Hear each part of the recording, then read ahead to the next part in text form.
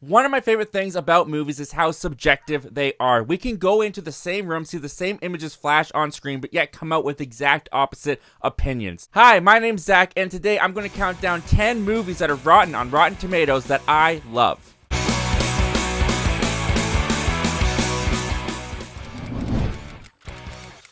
Like many of you, I started this YouTube channel because I cannot watch a movie without needing to talk about it afterwards. And with that in mind, join me down in the comment section below. What are some rotten movies on Rotten Tomatoes that you absolutely love? Going into this list, just for clarification before we get started, these aren't going to be numbered in order of what I like the best. These are going to be ordered by their Rotten Tomatoes scores. So we're going to start with the highest, go down to the lowest at number 1. Also, this isn't going to be like a movie review style. I'm just going to talk to you about why I personally love these movies. And with all that out of the way, let's get started. Let's kick this off with number 10. And with just a 58%, just about fresh, is 2023's Renfield. And this is the most recent movie on this list, where I went into this movie, I didn't really know much about it. I wasn't really anticipating it when it came out in 2023. But when I walked into the auditorium, sat down, watched this movie, I had an absolute blast with it. I thought that Nicholas Hoult gave a very fun, sympathetic performance. Nick Cage in here as Dracula, even though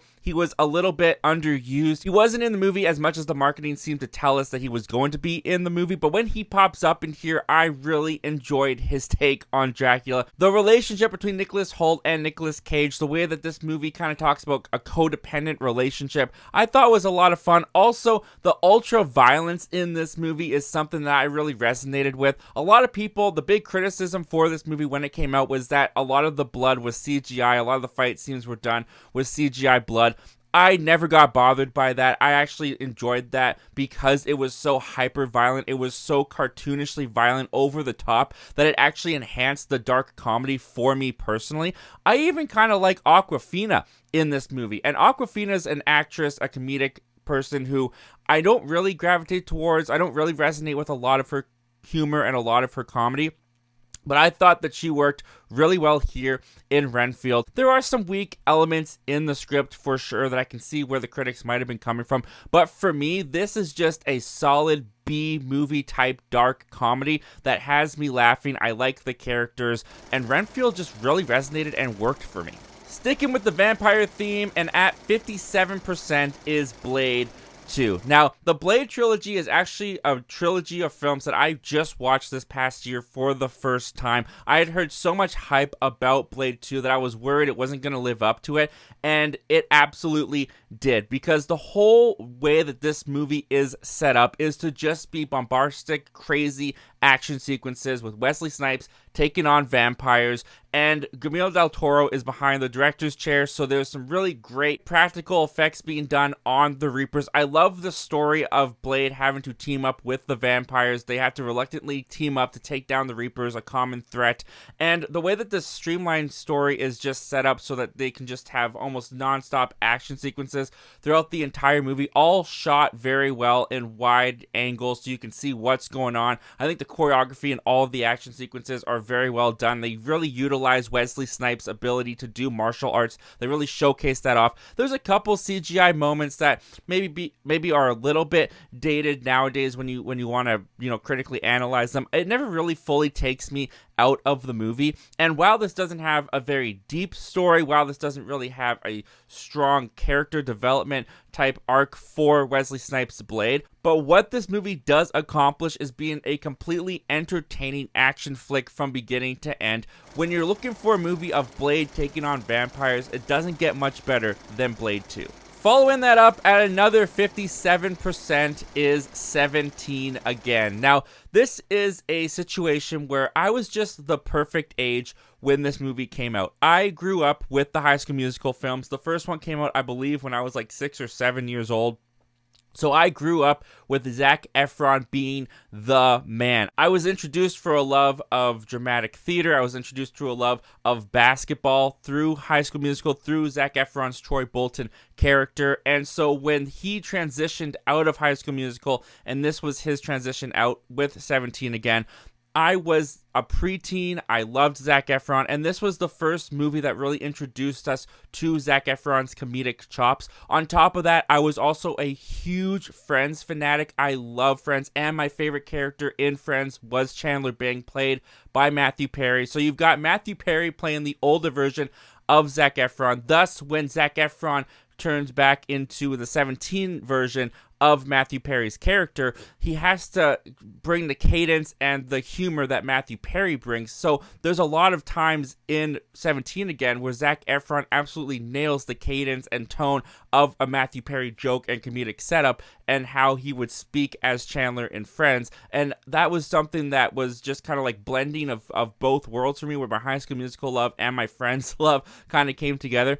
And yeah, this movie's a little bit derivative. It is pretty stereotypical to a couple teen movies out there, and it definitely isn't anything new or innovative, but I really enjoy the story. I enjoy Zac Efron in the role, and even all these years later, I find myself putting that Blu-ray disc in the Blu-ray player.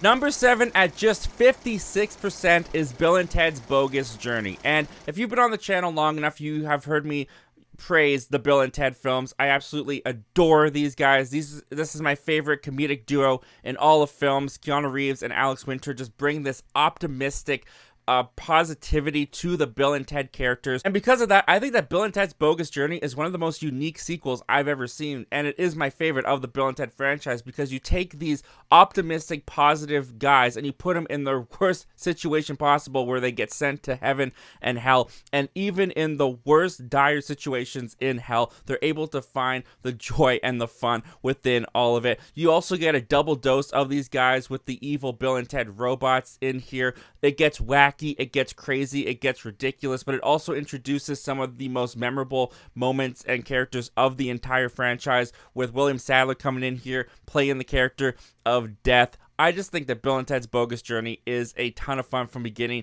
to end. It takes these characters in a completely unexpected direction from Bill and Ted's Excellent Adventure, so I give it major props for the creativity there as well, and this is one of my favorite comedies of all time. Speaking of favorite comedies at all time, at 54% is Step Brothers. And honestly, I was surprised to find out that this had that low of a Rotten Tomatoes score, because I think a lot of people do recognize Step Brothers as a modern day comedy classic. In fact, this is my favorite Will Ferrell comedy movie. I think the way that Will Ferrell and John C. Reilly work together in this film is hysterical. Their banter and their dynamic is so much fun, and the fact that they both kind of match each other's childish energy really does make this whole concept of these grown men being stepbrothers living with their parents work. There are so many laugh out loud moments in this film that honestly make me tear up, and also cause my belly to hurt from laughing so hard. And every time that I go back to revisit Step Brothers, there is always some gag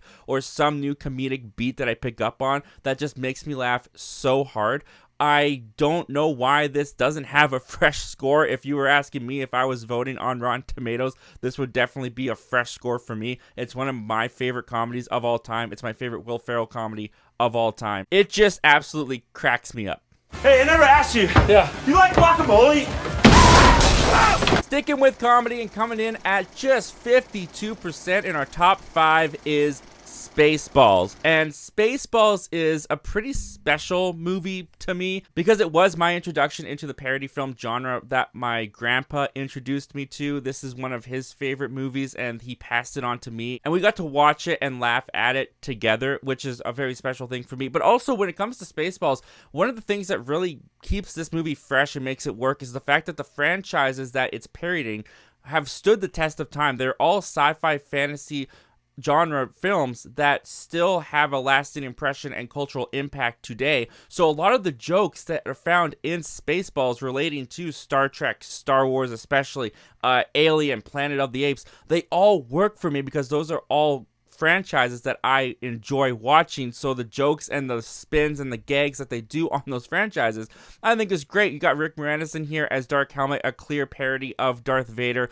The way that they play off of Lone Star, kind of a Han Solo and Chewbacca parody with John Candy in here as Barf. I also think that because I loved Star Wars at a young age, this was able to hit me at a young age so much harder. But a lot of the jokes and gags in here still make me laugh. I think they are timeless in a way that Star Wars is timeless. Even the effects in Spaceballs, I think, holds up pretty well. There's rumors that they're going to be making, or it might not even be rumors anymore, they are making a Spaceballs 2 with Josh Gad at the helm of the project. I do think that with the climate that we're in with Star Wars and toxic fandom and where these franchises have gone, that Spaceballs parodied back in the 80s, I do think that there is some fresh, unique things that you could do with a sequel to Spaceballs.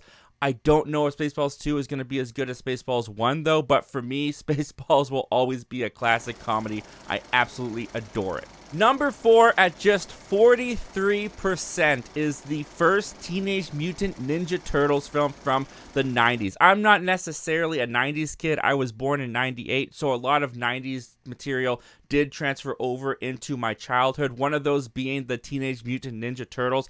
I loved the Turtles. I was a huge Teenage Mutant Ninja Turtles kid when I was younger. I loved the 80s cartoon. I loved this movie. I loved the 2003 series. That was kind of my definitive Teenage Mutant Ninja Turtles series. But when it comes to the 90s film, I had this on repeat playing when I was a kid. The VHS was completely worn out when I was watching this as a kid. And all these years later, now that I'm an adult and going back and watching Teenage Mutant Ninja Turtles, it still holds up pretty well for me. I think what Stan Winston did with the turtle animatronic heads, while could be a little bit dated, it does bring a real life feeling to this film. It feels tangible. You can actually see the turtles being in a real environment. What this movie also does that's really impressive to me is it's able to blend both of the 80s pizza loving cowabunga dudes with the more serious, darker tone that the original comic material had for the Turtles. The blending of those two worlds, I think they do a really great job, especially in this first film. There's some dramatic moments in this movie that really work for me. There's humor in this movie with the Turtles that still works for me. Even some of the action sequences, while it's pretty basic choreography and martial arts, it's still a lot of fun to watch the Turtles go up against the Foot and against the Shredder.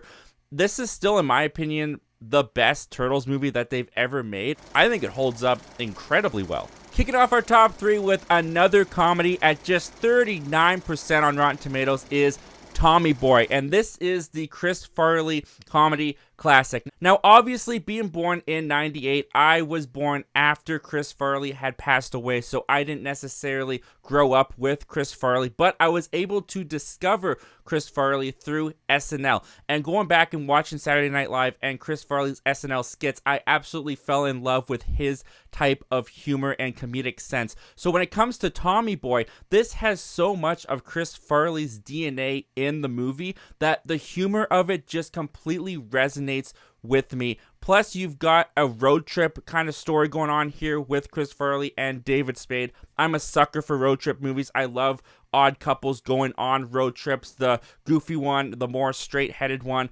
obviously played here by David Spade. So a lot of the humor and a lot of the comedy in Tommy Boy just really hits me. I think there's a lot of memorable and really funny comedic gags. The whole scene with the deer in the car is a scene that has stuck with me ever since I first watched this movie. It cracks me up every time I go back to revisit it. You've got big guy in a little coat, which is something that Chris Farley created on the set of SNL with David Spade. They worked it into this movie. There's also some tidbits that when you know more about Chris Farley and David Spade's relationship on SNL and just how Chris Farley was on SNL on the set of Saturday Night Live, they work so much of those little inside jokes into Tommy Boy that when you're aware of those, that you pick up on those a little bit more in Tommy Boy. So Tommy Boy is not one of the funniest movies of all time, I won't give it that, but as a Chris Farley admirer, this one hits me every time I go back and rewatch it. Our runner-up, also at 39%, is Rocky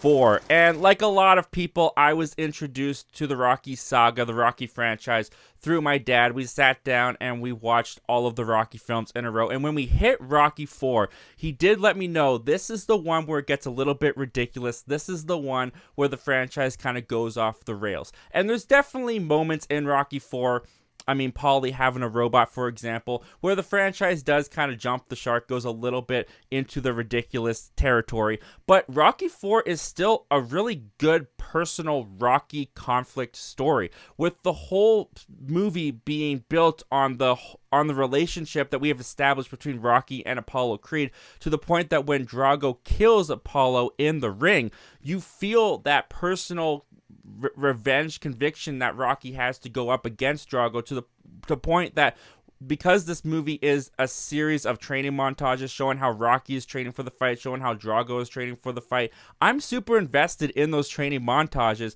because I'm so invested in the conflict, because of how personal it is to not just Rocky, but also to me, who was a fan of the Apollo Creed character. This movie's also kind of come back around and been enhanced in my eyes because of Creed 2. The way that they follow up a lot of the dramatic beats and storylines and personal conflicts in that film makes Rocky 4 even better in my eyes, going back and rewatching it. But I've always enjoyed Rocky 4. When I binged the Rocky series with my dad, we got to Rocky 4. It ended up being one of my favorite Rocky films of the entire series, and it still remains there to this day.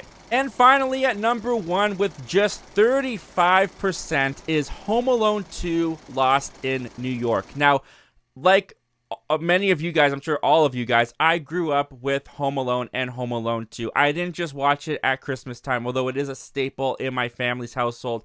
At Christmas time, I watched these movies all year round. And when I was a younger kid, Home Alone 2 was actually my favorite of the Home Alone films because it was so much bigger. Everything was extravagant. You didn't just have Kevin alone in a house. You had Kevin lost alone in New York City. You had him with his own hotel room. He doesn't just have his house and his basement and his bedrooms to mess up the bad guys. He's got an entire abandoned house with all these different locations to mess up the bad guys. There's so much about Home Alone 2 that does repeat and copy and paste from the original film, just does it bigger and a little bit more extravagant, but it also copies a lot of the same humor and a lot of what I like about the first Home Alone in Home Alone 2. I think Home Alone 2 is a bit more of an entertaining film, whereas the first Home Alone has the entertainment value but also has the sentimentality. The sentimentality in Home Alone 2 is definitely a little bit more artificial than the sentimentality done in the first Home Alone. There's also a lot more conveniences and coincidences. I mean, what are the odds that the wet bandits a year later find Kevin in New York City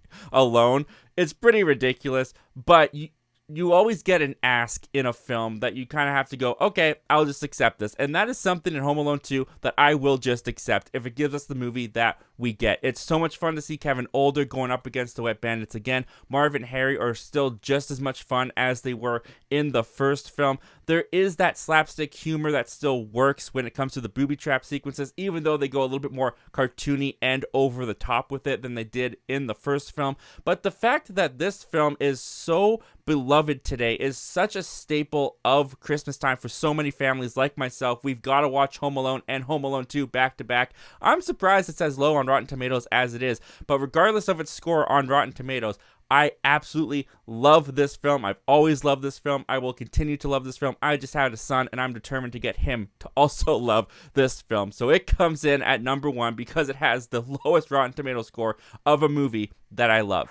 What are some rotten movies that you absolutely love? Also, if you like this kind of video, I've got a video up there talking about my guilty pleasure movies, kind of in the same vein as this video, or you can check out the most recently uploaded video down there that's been on the channel. As always, guys, thank you so much for hearing me out and watching this video. Don't just watch movies, talk movies. I'll see you guys next time. Take care.